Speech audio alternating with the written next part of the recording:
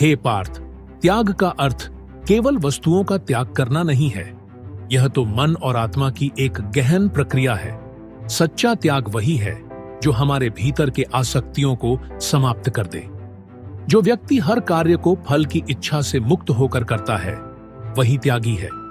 कर्म तो सभी को करना है, किंतु यदि तुम कर्म को ईश्वर अर्पण कर दो और उसके फल की चिंता छोड़ दो तो वही त्याग है। हे धनंजय, यह संसार मोह का जाल है। लोग सुख दुख, लाभ हानि, सम्मान अपमान के बंधन में बंधे हैं, लेकिन जो इनसे परे उठकर केवल अपने धर्म का पालन करता है वही सच्चा त्यागी है। याद रखो, त्याग में ही सच्चा सुख है। त्याग का यह मतलब नहीं कि तुम अपने कर्तव्य से भागो। अपने कर्म से भागना पलायन है, त्याग नहीं। त्याग वह है जब तुम अपने कर्म को करते हुए भी उससे आसक्त न हो। जैसे कमल का पत्ता जल में रहता है परंतु उससे जुड़ता नहीं। जो व्यक्ति मोह, क्रोध, लोभ और अहंकार को त्याग देता है वह ज्ञान का साक्षात्कार करता है। और जो ज्ञान के साथ अपने कर्म करता है वह न तो कर्म में बंधता है और न ही उसके परिणाम में। हे कौन्तेय, यह मत सोचो कि त्याग केवल सन्यासियों के लिए है। हर गृहस्थ, हर साधक, हर मनुष्य जो अपने कर्म और मन को शुद्ध करता है त्यागी बन सकता है। त्याग वह धागा है जो तुम्हें ईश्वर से जोड़ता है।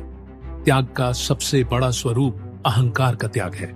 यह अहंकार ही है जो हमें संसार के बंधनों में जकड़ता है। मैं और मेरा के विचारों को छोड़ो। समझो कि यह शरीर, यह धन, यह परिवार सब क्षणभंगुर है। याद रखो, जिसने अपने मन को वश में कर लिया वह सबसे बड़ा योद्धा है, और जिसने अपने स्वार्थ का त्याग कर दिया वही सबसे बड़ा त्यागी है। तुम्हारा धर्म, तुम्हारा कर्म, तुम्हारा त्याग सब परमात्मा की ओर ले जाने वाले पथ हैं। यह जीवन एक अवसर है। इसे अपने लोभ, मोह और अहंकार में न गंवाओ। अपने कर्मों को मुझे समर्पित करो। यह जान लो कि मैं ही तुम्हारे हर कर्म का आधार हूं।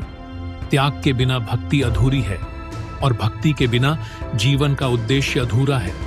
स्मरण रखो, त्याग तुम्हारे भीतर के दिव्य को जागृत करेगा, और जब यह जागरण होगा तो न केवल तुम मुक्त होगे बल्कि इस संसार के लिए प्रेरणा बनोगे।